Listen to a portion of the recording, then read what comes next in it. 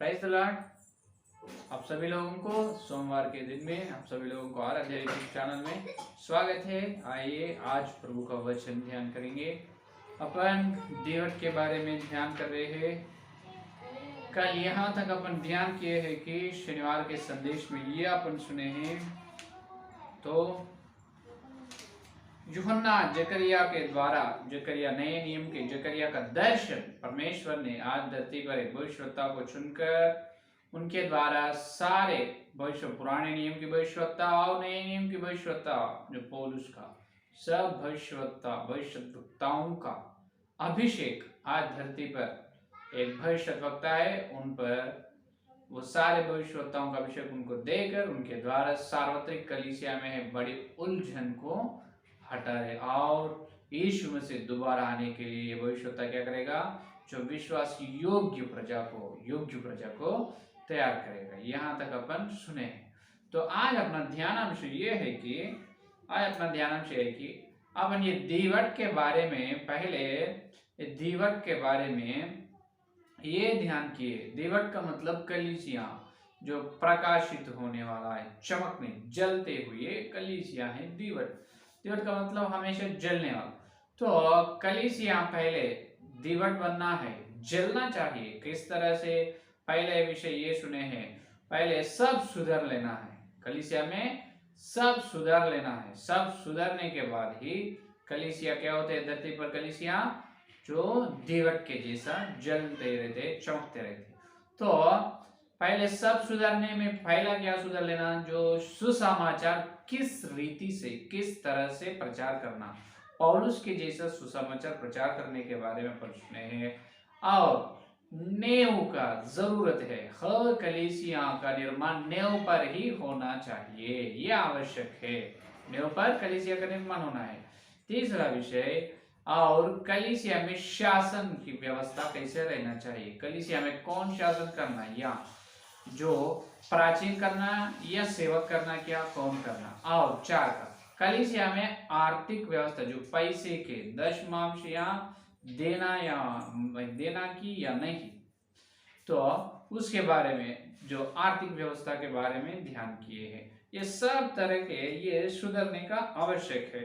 तो और ये सब कैसे सुधर लेगा कलीसिया में? जो एफिसियों की पत्री में देखे 4 का अध्याय 11-12 वचन में यीशु मसीह ने कई लोगों को प्राचीन, कई लोगों को भविष्यद्वक्ता, कई लोगों को प्रेरित, कई लोगों को रखवाले, उपदेशक इस प्रकार चुन लिया है। उनके द्वारा सार्वत्रिक कलीसिया में हर सुधार रहे। इसका मतलब आज धरती पर एफिसी 4 का अध्याय के द्वारा एक भविष्यवक्ता रहेगा। उस भविष्यवक्ता के द्वारा ही सार्वत्रिक कलीसिया में हर जो ठीक नहीं है सब सुधारेगा, वो सब सीधा करेगा।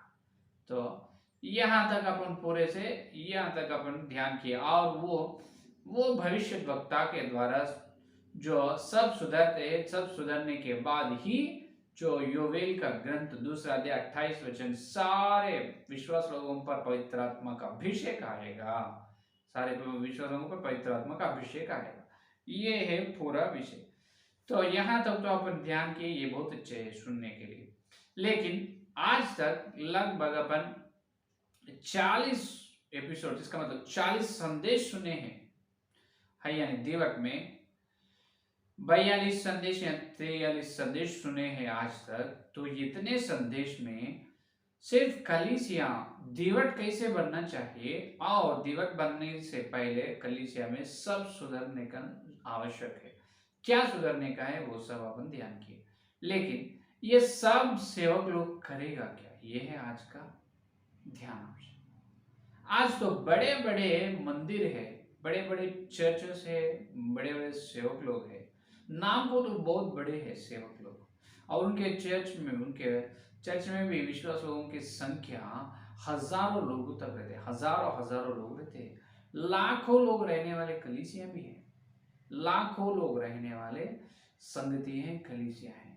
लेकिन अभी तक अपन जो ध्यान किए हैं, ये कलीसिया दीवट कैसे बनना है इसके बारे में वचन के गहराई में सत्य सुने हैं अपन।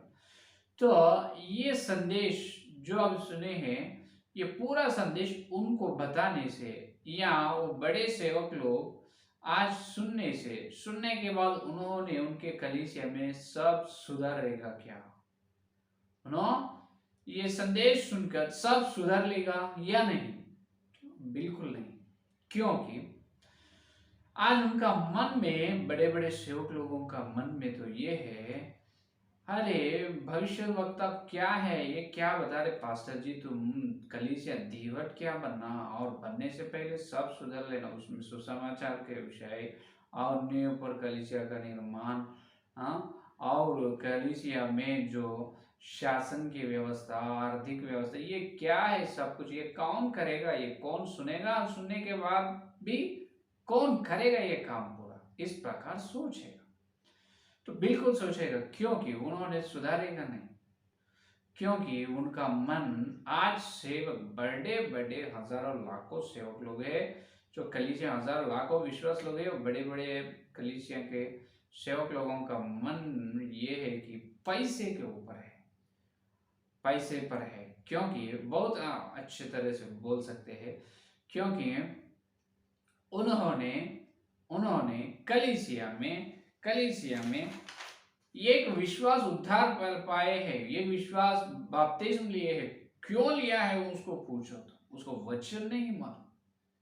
लाखों में से एक को पकड़ को बताओ, एक को पकड़ को, एक विश्वास को तुम पकड़ कर पूछिए, तुम विश्वास क्या, तुम बपतिस्म क्यों लिया है, क्या जरूरी है बपतिस्म लेने का, इस प्रकार पूछो। और अपन सुसमाचार कैसे प्रचार करना है, और अपन आत्मिक जीवन में कुछ करे, आत्मिक जीवन में बढ़ना कैसा पूछो। तो आज तो बड़े बड़े डिनोमिनेशंस, बड़े बड़े सेवक लोगों का पूरा उन्होंने कलीसिया में बैठने, पैसे के ऊपर बैठे, करोड़ों रुपए कमा रहे, करोड़ों रुपए कमा रहे हैं बड़े सेवक लोग। अपन उनके सामने चलकर ये संदेश बताकर ऐसा रहना है, प्रेरितों ने ऐसा ही किया है, पौलुस की सेवा ऐसा है, तुम भी तुम्हारे सेवा को सुधारो, सिर्फ ऐसा पौलुस के जैसे तुम सेवा करो। इस प्रकार अपन उनको बताने से उन्होंने सुनेगा नहीं, बिल्कुल सुनेगा नहीं, क्योंकि उन्होंने करोड़ों रुपया चाहिए। बड़े सेवक लोगों को करोड़ों रुपए चाहिए, वचन जैसा है वैसा करना है, वो बाद में, वो वचन वैसा ही बोलता है, अपन जो वचन बोलते रहने दो, अपन जो करने का है वो करेंगे। वचन वैसा ही बोलता है, वचन है बोलने के लिए, इस प्रकार कहेगा, इस प्रकार जवाब भी देगा, दिए भी बहुत सेवक लोग, मेरे कान से सुना, मेरे सामने उन्होंने ऐसा जवाब दिया। तो इस प्रकार बड़े सेवक लोगों का मन कहाँ है, उन्होंने कहाँ बैठे हैं अभी, पैसों के थैली के, पैसे का थैली पर बैठ के है उन्होंने, तो वो सुधारेगा नहीं, वो सेटराइट होगा नहीं, जो गलत है वो अपन समझाने से उनको समझेगा नहीं, बिल्कुल समझेगा। तो क्या करना है, ऐसे लोग पहले से ही रहे, ऐसे लोग, वो लोग अब क्या कहते हैं अपने को, अब ये बताए थे हमको, देखो परमेश्वर ने कैसा आशीर्वाद दिया है, देखो इतने बड़ी चर्च, करोड़ों रुपया दशमांश आ रहे हैं, ये है परमेश्वर का आशीर्वाद। और उल्टे ऐसा बोलता है, यह है परमेश्वर का आशीर्वाद, ऐसे बड़े चर्च, लाखों विश्वास लोग, 1 लाख विश्वास लोग आते मेरे पास मालूम संगति में, और किसी को है क्या इतनी बड़ी चर्च, और किसी को आएगा क्या इतने बड़े, ऐसा आशीर्वाद दी है, इस प्रकार उन्होंने बताते हैं। लेकिन वो खाली चर्च को, उनके पैसे को देखकर धोखा खाना नहीं। इसीलिए तीमुथियुस की पत्री में, दूसरा तीमुथियुस की पत्री 4 का अध्याय 3 का 3रा वचन में पौलुस ने पहले ही बताया है, 4 और 3 में क्या बताया है, ये सत्य के विरोध रहते हैं। देखिए 4 और 3 में दूसरा तीमुथी, क्योंकि ऐसा समय आएगा कि लोग खरा उपदेश न सह सकेंगे, पर कानों की खुजली के कारण अपनी अभिलाषाओं के अनुसार अपने लिए बहुतेरे उपदेशक बटोर लेंगे। ये देखो, ये खरा उपदेश मत चाहिए इनको, ये लोगों को खरा उपदेश बिल्कुल मत चाहिए, सत्य का उपदेश मत चाहिए। इसीलिए नीति वचन में सुलेमान राजा भी कहे ये लोगों के बारे में। तो ये बड़े सेवक लोग अभी सुधारेगा नहीं, बिल्कुल। 30 का अध्याय नीति वचन, 30 का अध्याय 13 वचन देखिए, 30 और 13, ये पीढ़ी के लोग ऐसे हैं, उनकी दृष्टि क्या ही घमंड से भरी रहती है और उनकी आंखें कैसी चढ़ी हुई रहती है। अब आंखें चढ़ी हुई है, आंखें चढ़ी है, ऊंचे है इनकी आंखें, उनकी आंखें कैसे, आंखें चढ़ी हुई है और घमंड से भरी है। तो ये डिनोमिनेशन एक बड़े बड़े चर्च ऐसा है, बड़े सेवक लोग ये खाली बताने के पुकारने के लिए बड़े सेवक लोग पैसे को देखते हैं, तो ये लोग कभी भी सुधारेगा नहीं। तो सुधारने के लिए क्या करना होगा फिर? जो अपन सुन रहे हैं हर दिन सत्य संदेश है, अपने पास सत्य है, खरा उपदेश अपने पास है, जो ये प्रेरितों की शिक्षा में ये सब लोग आना, फिर ये लोगों को जितना भी बताने से वो लोग सुनेगा नहीं। अभी अपन आकर तुम नए का निर्माण करो, नए पर कलीसिया का निर्माण करो, हाँ सुसमाचार बोल के जैसा बताओ बोले तो कोई भी सुनेगा नहीं। तो ये लोगों को क्या करेगा परमेश्वर ने? फिर परमेश्वर को नहीं मालूम क्या फिर ये कलीसिया दीवट बनना है, दीवट बनने से पहले सब सुधर लेना है, ये सुधर लेते क्या या नहीं? प्रभु को नहीं मालूम? बिल्कुल मालूम है। तो क्या करेगा प्रभु ने? ये करेगा प्रभु, ये सब ये स्थिति प्रभु को बिल्कुल मालूम है। तो हर ये होना चाहिए। एफिसियों के पत्री 4 का अध्याय, एफिसियों के पत्री 4 का अध्याय में देखिए, तो पहले प्रभु ये काम करते हैं। 4 का देख 13 वचन देखिए, जब तक कि हम सब के सब विश्वास और परमेश्वर के पुत्र की पहचान में एक ना हो जाए और एक सिद्ध मनुष्य ना बन जाए और मसीह के पूरे डील डोल तक ना बढ़ जाए। ये देखो यहाँ पर क्या करें देखो, अपन यीशु मसीह में क्या होना है? यीशु मसीह में एक मन, एक सब विश्वास और परमेश्वर के पुत्र की पहचान में एक होना है। तो ये कैसे होते हैं? तो ये ऐसा होते हैं सिर्फ क्लेश आने से, क्लेश उठाने से ही आते हैं।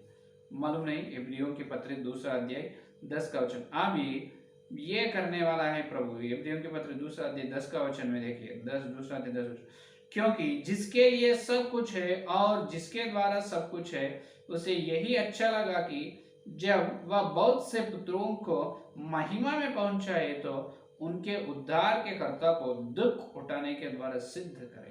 सिद्ध कैसे होगा? इफिसियों की पत्री 4 और 13 में, हर मनुष्य यीशु मसीह में सिद्ध होना। कैसे होना? दुख उठाने से, क्लेश से ही सिद्ध होता है।